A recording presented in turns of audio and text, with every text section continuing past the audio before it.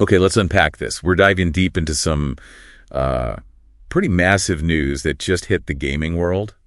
Specifically, it's coming from Microsoft's Xbox division. Yeah, big stuff. So on July 3rd, 2025, reports confirmed Microsoft laid off around 9,000 employees from gaming. 9,000, that's a significant number. It's roughly 4% of their total workforce, apparently.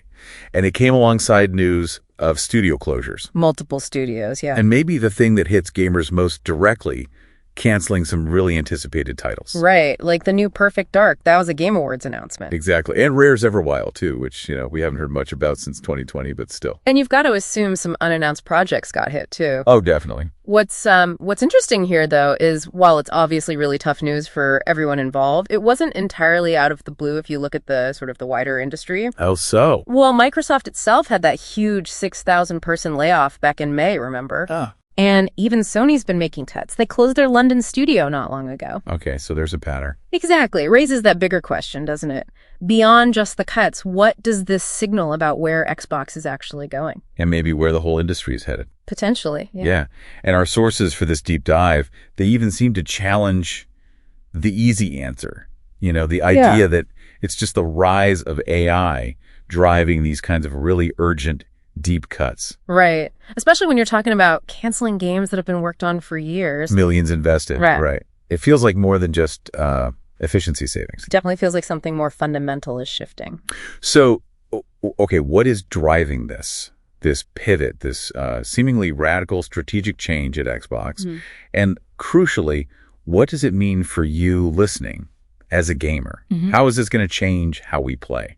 Well, connecting the dots, our sources suggest this isn't just trimming costs. It's more of a strategic realignment. It seems born from years of really high R&D spend, maybe diminishing returns on those big console exclusive, and just the sheer difficulty of making big budget games consistently profitable outside of, say, a really strong cross-platform subscription model. Okay, so it's a business model shift. Exactly.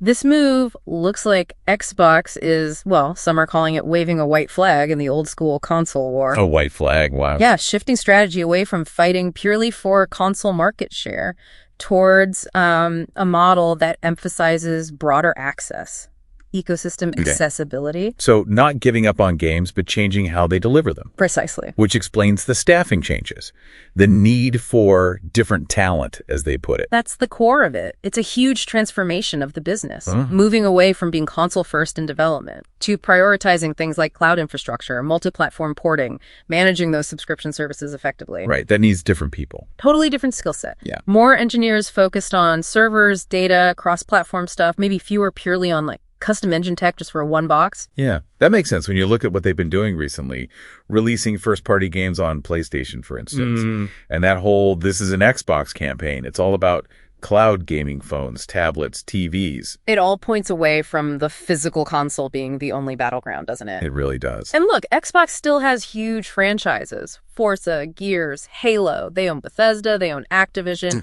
Massive assets. Yeah, huge. But the source points out that even their biggest exclusives lately, like Halo Infinite, maybe Starfield, they haven't quite been that knockout punch to pull massive numbers of players just to the console. Not like in the old days. Maybe not. Forza Horizon 5 was a huge success, but, well, it was on Steam day one, and now it's even on PS5. Right. Widely available. So while they probably are working on a next-gen console that AMD partnership announced in June points that way, its role might be changing. We probably won't see that intense head-to-head console war like the PS3 versus 360 era again. The focus just isn't solely on hardware anymore. So that leaves us with a really interesting thought, doesn't it?